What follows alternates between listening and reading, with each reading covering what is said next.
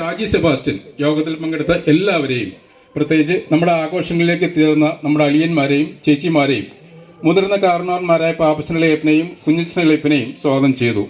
തുടർന്ന് സെക്രട്ടറി ജോളി 2021 കസിൻസിന്റെ പ്രവർത്തനങ്ങൾ അടങ്ങിയ റിപ്പോർട്ട് വായിച്ചു. റിപ്പോർട്ടിന് ശേഷം ട്രഷറർ ഷാൻലി സെബാസ്റ്റ്യൻ നമ്മുടെ കൂട്ടായ്മയുടെ കണക്ക് അവതരിപ്പിച്ചു. തുടർന്ന് പ്രസിഡന്റ് തോമസൺ കേക്ക് മുറിച്ച് തിരപ്പിറവി 2023 ഉദ്ഘാടനം ചെയ്തു. അതോടൊപ്പം സദസ്സിലും വേദിയിലിരുന്ന എല്ലാവരും കേക്കും വൈനും കഴിച്ചുകൊണ്ട് ശ്രീ KS ജോസ് നടത്തിയ ക്രിസ്മസ് സന്ദേശം ശ്രവിച്ചു. മനോഹരമായ സന്ദേശം നൽകിയ ജോസ് ചേട്ടന് കല്ലുംകുടി കസിൻസിന്റെ പ്രത്യേക നന്ദി അറിയിക്കുന്നു. തുടർന്ന് ആശംസകൾ അറിയിച്ച് Shri MJ John, Sabu George, KP Jinson എന്നിവർ സംസാരിച്ചു.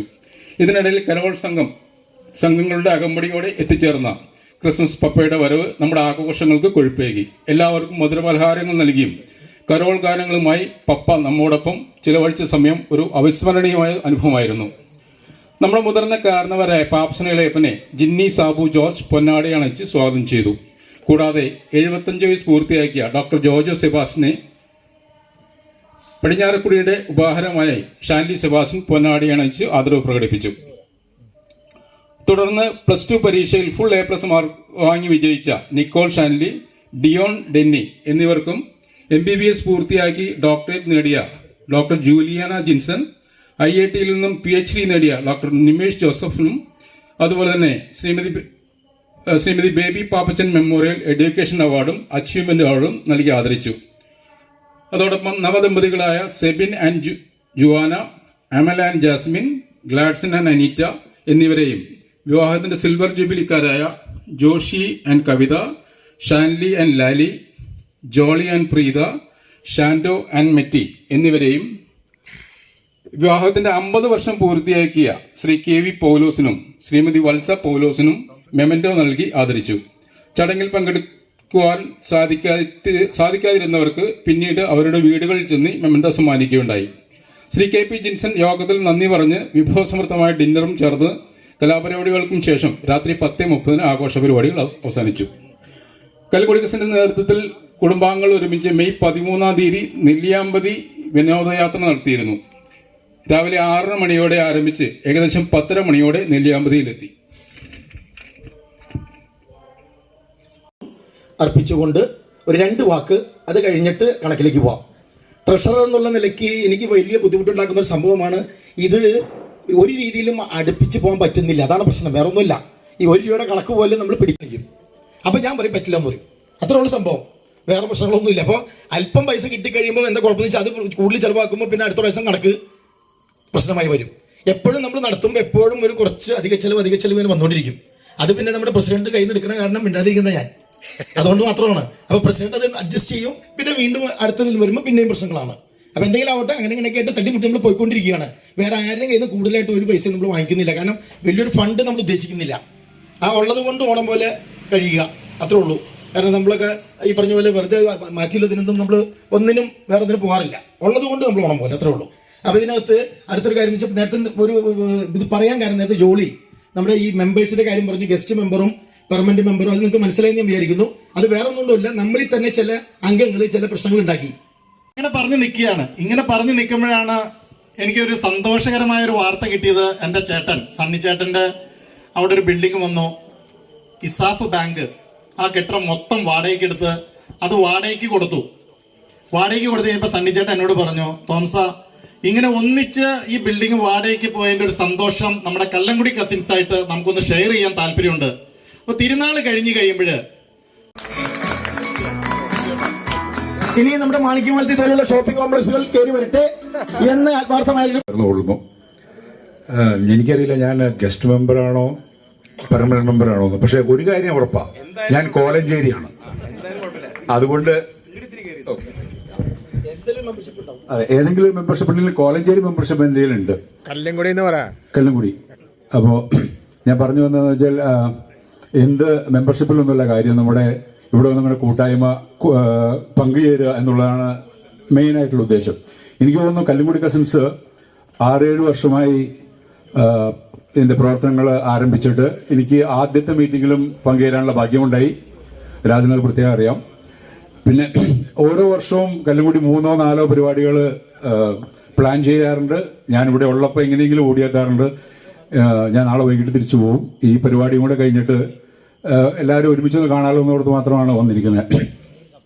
ഒരു കാര്യം ഞാൻ ഓർക്കുന്നത്, ഈ കല്ലുംകുടി കസിൻസിന്റെ ഷൈചേട്ടൻ പല പ്രാവശ്യം പറഞ്ഞിട്ടുണ്ട്, ഇതിന്റെ ഭാരവാഹികൾ നിസ്വാർത്ഥമായി പ്രവർത്തിക്കുന്ന ഒരവസ്ഥയിലാണിപ്പോൾ. കാരണം പ്രതിഫലേച്ഛ പ്രതീക്ഷിക്കാതെയും അതുപോലെ തന്നെ നിസ്വാർത്ഥമായിട്ട് ഇവര് വളരെ ആക്റ്റീവായിട്ട് പ്രവർത്തിക്കുകയും ചെയ്യുന്നു. അതിന് ഒരു റിക്വസ്റ്റ് ഉണ്ട്. നമുക്ക് തന്നെ ഈ ന്യൂ ഇയറിൽ ഒരു റെസൊല്യൂഷൻ പാസ് ചെയ്യാം. ഇവരിടുന്ന മെസ്സേജിന് അറ്റ്ലീസ്റ്റ് നമ്മളൊരു കയ്യോ കാലെങ്കിലും ഒന്ന് കൊടുക്കാം. കാരണം ഇവർക്ക് അതിൻ്റെതൊരു പ്രചോദനം കിട്ടും. നമ്മൾ തന്നെ എന്തെങ്കിലും മെസ്സേജ് ഇട്ടിട്ട് നമ്മൾ നോക്കും ആരൊക്കെ റെസ്പോണ്ട് ചെയ്തു. സാധാരണ കഴിഞ്ഞ ദിവസം യൂട്യൂബിൽ കണ്ടു, ഒരു പുള്ളി സ്റ്റാറ്റസ് ഇട്ടിട്ട് സ്റ്റാറ്റസിൽ നോക്കുകയാണ് എത്ര പേര് കണ്ടു എന്നുള്ളത്. അതുപോലെ തന്നെയാണ് ഇവർ എനിക്ക് വേണമെങ്കിൽ ഹോംവർക്ക് ചെയ്യുന്നുണ്ട്. ഇതിനിങ്ങനെയുള്ള പരിപാടികൾ അറേഞ്ച് ചെയ്യാനായിട്ട് നമുക്ക് വളരെ ഈസി ആയിട്ട് തോന്നും. ഒരു മെസ്സേജ് തോന്നും. ഷായിച്ചേട്ടൻ പല പ്രാവശ്യം എഴുതിയിട്ടുണ്ട്, അറ്റ്ലീസ്റ്റ് നിങ്ങളൊന്ന് കയ്യോ കാലോ ഇടുക എന്നുള്ളത്. ആ ഒരു കയ്യും കാലും തന്നെ അവരുടെ ചിലപ്പോൾ ചിന്ത തന്നെ മാറ്റി കളഞ്ഞിരിക്കും. അതുകൊണ്ട് എൻ്റെ ഒരു ചെറിയ റിക്വസ്റ്റ് ഉണ്ട്, മെമ്പേഴ്സ്, ഈ ഗ്രൂപ്പിലുള്ള മെമ്പേഴ്സ് ഒന്ന് ഇവരുടെ ചാറ്റിങ്ങിലോ അല്ലെങ്കിൽ മെസ്സേജ് വരുമ്പോൾ ഒരു കയ്യോ എന്തെങ്കിലും ഒന്ന് റെസ്പോണ്ട് ചെയ്യുക. കാരണം നമുക്ക് റെസ്പോണ്ട് ചെയ്യാനുള്ള സമയമില്ല, പക്ഷെ അവരെന്തോരം സമയം എടുത്തിട്ടാണ് ആ പ്രോഗ്രാം സ്റ്റാർട്ട് ചെയ്യണമെന്നുള്ള നമ്മൾ ഓർക്കുന്നില്ല. അതുകൊണ്ട് ഒരു ചെറിയ റിക്വസ്റ്റാണ്, ഇനിയെങ്കിലും സാധിക്കുന്നവർ ഒരു കൈയെങ്കിലും കാലെങ്കിലും ഇടുവാൻ പ്രത്യേകം ശ്രദ്ധിക്കുക. അതുപോലെ തന്നെ ഞാൻ ശ്രദ്ധിച്ചിട്ടുണ്ട്, ഇവര് പ്രത്യേകിച്ച് ഞാൻ സന്ദേശം പറയാനായിട്ട് ഞാൻ അത്ര യോഗ്യല്ല. കാരണം എന്നെ മുന്നിൽ വന്നവരൊക്കെ പണ്ഡിതന്മാരും പാമരന്മാരുമായിരുന്നു. അവരുടെ ബൈബിൾ പറയണ പോലെ അവരുടെ ചെരുപ്പ് അഴിക്കാൻ പോലും ഞാൻ യോഗ്യനല്ല. അത്രമാത്രമായിട്ട് ഇവരൊക്കെ പറഞ്ഞു പോയി. അതുകൊണ്ട് ഞാൻ സന്ദേശത്തിലേക്ക് കടക്കുന്നില്ല.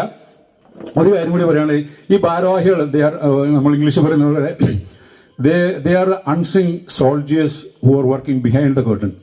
നമ്മളാരും നോക്കാറില്ല. നമ്മളിവിടെ വന്ന് ഡാൻസ് ചെയ്ത് എല്ലാവരും ജോഷി അടിപൊളി, നമിത അടിപൊളി ഡാൻസ് ചെയ്തു, നിക്കോൾ അടിപൊളി ഡാൻസ്. പക്ഷെ എൻ്റെ പിന്നിൽ പ്രവർത്തിക്കുന്ന ഇവരെ കുറിച്ച് എനിക്ക് ഞാൻ പലപ്പോഴും തോന്നാറില്ല. അതുകൊണ്ട് ഞാൻ ഇവർക്ക് എന്തോരം പറഞ്ഞാലും അല്ലെങ്കിൽ എന്തെങ്കിലും ഒരു ചോക്ലേറ്റ് കൊടുത്താലോ ഒരു കേക്കിന്റെ പീസ് കൊടുത്താൽ അവർ സന്തോഷമായിരിക്കും. പക്ഷെ ഞാൻ ഇന്ന് ആലോചിച്ചു, ഞാൻ പറഞ്ഞു ഞാൻ അവർക്ക് വേണ്ടി ഒരു ചെറിയൊരു സമ്മാനം കൊണ്ടുവന്നിട്ടുണ്ട്, അവർക്ക് ഇഷ്ടമാകും. ഈ ഭാരവാഹികൾക്ക് മാത്രം ആഘോഷിക്കാൻ വേണ്ടി ഞാൻ ചെറിയൊരു സമ്മാനം അവർക്ക് കൊടുക്കുകയാണ്. അത് അവർ തന്നെ ആഘോഷിക്കട്ടെ എന്ന് ഞാൻ ആലോചിക്കുന്നു. സോ ഐ റിക്വസ്റ്റ് ദി ഭാരവാഹികൾ please come forward and receive my gift on my behalf. എനിക്കറിയില്ല ഭാരവാഹികൾ, ഞാൻ പേര് പറയുന്നില്ല, അവർ തന്നെ പറയും. കാരണം ഞാൻ പേര് പറഞ്ഞ് തെറ്റി കഴിഞ്ഞാൽ പിന്നെ എന്നെ കുറിച്ച് നോക്കേറ്റും. ഭാരവാഹികൾ ആരാന്നുള്ള അവർ തന്നെ പറയും. President Thomson, secretary Jolly, treasurer Shanly, ഇത് ജോയിന്റ് സെക്രട്ടറി രജി. ഡിങ്ങി എത്തില്ല. വൈസ് പ്രസിഡന്റ് പുള്ളി ഡിങ്ങി എത്തില്ല. അവരെ അപ്രീഷിയേറ്റ് ചെയ്യുക. So they are the unsung soldiers. So ഞാൻ ഈ ഗിഫ്റ്റ് ഞാൻ കൊടുക്കുന്നെങ്കിൽ നിങ്ങളുടെ എല്ലാവരും ബിഹാഫിൽ ഞാൻ കൊടുക്കുന്നു എന്നുള്ളൂ, അത്രമാത്രമേ ഉള്ളൂ. So once again wish you very merry Christmas and happy new year to all. Thank you very much.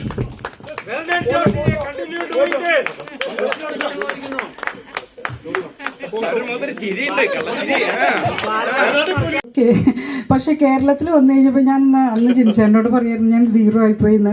കാരണം ഞാൻ പറയാൻ വന്നത് വേറെ ഒരു ഇതും കൂടി പറഞ്ഞിട്ട് ഞാൻ വീട്ടിൽ തുടങ്ങാം. എൻ്റെ മരുമകനെ ഇപ്പോൾ ഷാൻലി പറഞ്ഞതുകൊണ്ട് പറയുന്നത് കേട്ടോ, ഞാനിപ്പോൾ എൻ്റെ ഓർമ്മയിൽ വരികയാണ്. എൻ്റെ മരുമകൻ കല്യാണത്തിന് മുമ്പായിട്ട് കോവിഡിൻ്റെ സമയത്ത് ശ്രീലങ്ക വഴി ഓസ്ട്രേലിയയിൽ കൊച്ചിയിൽ വരികയാണ്. അപ്പോൾ ഞാൻ അവിടുത്തെ എൻ്റെ ഒരു പേരൻറ്റ്, അയാൾ കമാൻഡൻറ്റ് ചീഫായിരുന്നു, അയാളുടെ അടുത്തൊന്ന് വിളിച്ചു പറഞ്ഞു കൊച്ചിയിൽ വന്നു കഴിയുമ്പോൾ ഒന്ന് കയറ്റി വിടണം കേട്ടോ. കാരണം അന്ന് എന്നെ പെണ്ണ് കണ്ട് പിറ്റേ ദിവസം പെണ്ണും ചെക്കനെ ഇഷ്ടപ്പെട്ടാൽ പിറ്റേ ദിവസം ഉറപ്പിക്കാൻ വെച്ചേക്കാണ്. അപ്പോൾ ഇങ്ങനെയൊക്കെ ടൈമില്ലാണ്ട് ചെയ്ത് കഴിഞ്ഞപ്പോൾ അയാൾ അത് കഴിഞ്ഞിട്ട് ശ്രീലങ്കയിൽ പോയി പിടിച്ചു, കുഴപ്പമില്ലാണ്ട് അവിടെ നിന്ന് തൊട്ട് അക്കമ്പനി ചെയ്ത് ഒരു പ്രോബ്ലം ഇല്ലാണ്ട് ഇവിടെ എത്തിച്ചു. പക്ഷേ പല കാര്യങ്ങളും അങ്ങനെ നടന്നിട്ടുണ്ട്. പക്ഷേ ഇപ്പോൾ ഞാൻ കേരളത്തിൽ വന്നപ്പോൾ 0 ആയി. കാരണം ഒരു ലൈസൻസിന് പോയിട്ട് തന്നെ 10-12 പ്രാവശ്യം അപ്പ് ആൻഡ് ഡൗൺ അടിക്കേണ്ടി വന്നു അങ്കമാലി ലൈസൻസിൻ്റെ ഓഫീസിൽ. അതെ, എനിവേ, അപ്പോൾ ഞാൻ അങ്ങനെയൊന്നും പറഞ്ഞില്ല, സമയം കളയുന്നില്ല. ജോളി പറഞ്ഞിട്ടുണ്ട് 2-3 മിനിറ്റ് മാത്രമേ പറയാൻ പറ്റുള്ളൂ എന്ന്. ഓക്കെ, ഇത് എനിക്ക് എന്താ പറയേണ്ടത് എന്ന് തന്നെ അറിയില്ല കേട്ടോ. ആദ്യമായി തന്നെ ക്രിസ്മസിൻ്റെയും ന്യൂ ഇയറിൻ്റെയും എന്താ പറയുക മംഗളങ്ങൾ എല്ലാവർക്കും നേരുന്നു. ഇന്ന് ഞാനിവിടെ നിൽക്കുന്നത് വളരെ അഭിമാനത്തോടു കൂടിയാണ്. കാരണം എൻ്റെ ഇളയപ്പന്മാരും എൻ്റെ നാത്തുമാരും ആങ്ങളമാരും കൊച്ചുമക്കളും കൂടി ഞങ്ങളെ ഈ പെങ്ങന്മാരെ കെട്ടിച്ച് വിട്ട് ബന്ധമൊക്കെ കഴിഞ്ഞ് വിട്ട് അങ്ങ് പറഞ്ഞു വിട്ടേക്കണതാണ്. അതെ, നിങ്ങൾക്കൊക്കെ ഇതൊക്കെ ഇണ്ടിട്ടാ തന്നിട്ടൊക്കെ ഉണ്ട് പൊക്കോ എന്ന് പറഞ്ഞു വിട്ടിട്ട് എല്ലാ വർഷവും ഞങ്ങളിങ്ങനെ വിളിച്ച് ഈ ഗ്യാതറിങ്ങിൽ ഞങ്ങൾക്ക് ഭയങ്കര സന്തോഷമാണ്. ചേച്ചി മെസ്സേജൊക്കെ എല്ലാവർക്കും അവർക്ക് അറിയാം ഉള്ളിൽ നിന്നുള്ള സന്തോഷം എന്താണെന്നുള്ളത്. അപ്പോൾ അതിന് എൻ്റെ ആങ്ങളമാരോടും പിന്നെ പ്രത്യേകിച്ച് കല്ലുംകുടി കസിൻസിൻ്റെ ഭാരവാഹികളോടും ഇളയപ്പന്മാരോടും നാത്തുമാരോടും എല്ലാവരോടും കൊച്ചുമക്കളോടും ഞാൻ പ്രത്യേകം എൻ്റെ ചേച്ചിമാരുടെയും അനിയത്തിമാരുടെയും പിന്നെ അളിയന്മാരുടെയും പേരിൽ ഞാൻ എല്ലാവരോടും നന്ദി പറയുന്നു. ഓക്കെ, പിന്നെ അടുത്തായിട്ട് ഞാൻ ഒന്ന് പറയാൻ വന്നത്, ഞാൻ ഒരിക്കലും യൂട്യൂബിലൊരു മനോഹരമായിട്ടുള്ള ഈ സായം സന്ധ്യയിൽ ഇവിടെ വരാനും എല്ലാവരെയും കാണാനും സംസാരിക്കാനും ഒരവസരം തന്നതിന് ഇതിൻ്റെ ഭാരവാഹികളോട് ആദ്യമായിട്ട് തന്നെ നന്ദി പറയട്ടെ. കോലഞ്ചേരി കുടുംബങ്ങളെ പറ്റി എനിക്കുള്ള അഭിപ്രായം, ആഘോഷങ്ങൾ ഇഷ്ടപ്പെടുന്നവരാണ്. അതായത് ജീവിതത്തിലുണ്ടാകുന്ന ചെറിയ ദുഃഖങ്ങളൊക്കെ മറന്ന് ജീവിതം ഒരു ആഘോഷമാക്കി മാറ്റുന്ന ആളുകളാണ്. അല്ലെങ്കിൽ ഒരു അടിപൊളി ടീമായിട്ടാണ് എനിക്കെന്നും തോന്നിയിട്ടുള്ളത്. അന്നിവിടെ പരിപാടികളൊക്കെ നല്ല അടിപൊളിയായിരുന്നു. അതുപോലെ എൻ്റെ ഭാരവാഹികൾ ഒരുപാട് ടൂർ സംഘടിപ്പിക്കുക, ക്ഷേമ പ്രവർത്തനങ്ങൾ നടത്തുക, ഇതെല്ലാം വളരെ നല്ല കാര്യമാണ്. അപ്പോൾ എല്ലാവർക്കും ആസ്വദിക്കാനും ഇത് സജീവമായിട്ട് പങ്കെടുക്കാനും കഴിയുന്നുണ്ട്.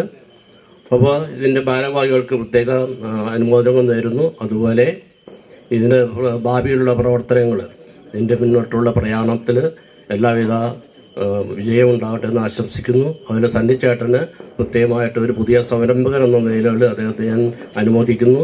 ചേട്ടൻ്റെ പ്രവൃത്തി തീർച്ചയായിട്ടും ഈ നാടിൻ്റെ പ്രവർത്തനത്തിന്, അതിൻ്റെ ഡെവലപ്മെൻറ്റിന് ഒരുപാട് മുതൽക്കൂട്ടാകും. ഈ ബാങ്കുകൾ എന്ന് പറയുന്നത് ശരിക്കും ഒരു സമ്പദ് വ്യവസ്ഥയുടെ ജീവനാഡികളാണ്. അപ്പോൾ ചേട്ടൻ്റെ അത് വലിയൊരു കോൺട്രിബ്യൂഷൻ തന്നെയാണ് ഈ സമൂഹത്തിനുള്ളത്. അതിന് പ്രത്യേകമായിട്ട് സണ്ണിച്ചേട്ടൻ ഞാൻ അനുമോദിക്കുന്നു. എനിക്ക് ഈ അവസരം തന്നതിന് എല്ലാവരും നന്ദി പറഞ്ഞുകൊണ്ട് എൻ്റെ വാക്കുകൾ ഉപസംഹരിക്കും. 25 ദിവസം കഴിഞ്ഞപ്പോൾ ഒരു സഹോദരൻ കുംസാരിക്കാൻ ചെന്നു. കുംസാരിക്കാൻ ചെന്ന് കഴിഞ്ഞപ്പോൾ പാവങ്ങളെല്ലാം ഏറ്റു പറഞ്ഞു കഴിഞ്ഞതിന് ശേഷം ആ സഹോദരൻ പറഞ്ഞു, അച്ഛാ, ഞാൻ അടുത്ത വീട്ടിലെ 2 ആട്ടിൻകുട്ടന്മാർ നിൽപ്പുണ്ടായിരുന്നു. അതിലൊരു ആട്ടിൻകുട്ടനെ കൊണ്ടുവന്ന് ഞാൻ തിന്നു. ഞാനും എൻ്റെ അളിയനും കൂടി തിന്നു. മോനെ, നീ ചെയ്ത് കഠിനമായ പാവമാണ്. അതുകൊണ്ട് നീ ഒരു കാര്യം ചെയ്യും, ആ ഭണ്ണാരത്തിൽ ഒരു 501 രൂപ നിക്ഷേപിക്കാൻ പറഞ്ഞു. അപ്പൊ ഇവൻ പറഞ്ഞു, 1002 രൂപ ഞാൻ നിക്ഷേപിക്കണേ. അതെന്തിനാ മോനെ, ഒരു മുട്ടനും കൂടി അവിടെ നിൽപ്പുണ്ട്, അതിനെയും കൂടി ഞാൻ പിടിച്ച് തിന്നോളാം അച്ഛാന്ന് പറഞ്ഞു. അപ്പൊ അവൻ പറഞ്ഞു, മോനെ, ഞാൻ കഠിനം, നീ ശുദ്ധീകരണ സ്ഥലമല്ല, അതിന് വലിയ സ്ഥലം അന്വേഷിച്ച് നീക്കും. നീ കറുത്ത ദൈവത്തെ കാണില്ല. അത് കറുത്ത ദൈവം എന്ന് പറഞ്ഞു കഴിഞ്ഞാൽ എന്താണെന്ന് നമുക്ക് അറിയാം, എല്ലാവർക്കും അറിയാം. വെളിച്ചം കാണില്ല. എന്താണ് ഇതിന്റെ അർത്ഥം? അത് നിങ്ങൾ പറയണം. എന്നാ കറുത്ത ദൈവത്തെ എന്താണ് ക്വസ്റ്റ്യൻ? ഇതിന് 2 ഉത്തരവുണ്ട്. ചോദ്യം നിങ്ങൾ പറയണം. ചോദ്യം എന്താന്ന്? ചോദ്യം അല്ല, കറുത്ത ദൈവത്തെ. കറുത്ത ദൈവം എന്ന് പറഞ്ഞു കഴിഞ്ഞാൽ ലോകത്തെ കാണാത്ത ആള്. അത് ഇരുട്ടാണ്. ഇരുട്ടിൽ ശുദ്ധീകരണ സ്ഥലത്തിൽ കിടക്കുന്ന ആത്മാവാണത്. ആ ആത്മാവ് രണ്ടുപേരും കാണണം. അതിന് Merry Christmas, we wish you a Merry Christmas and a Happy New Year. Cheers.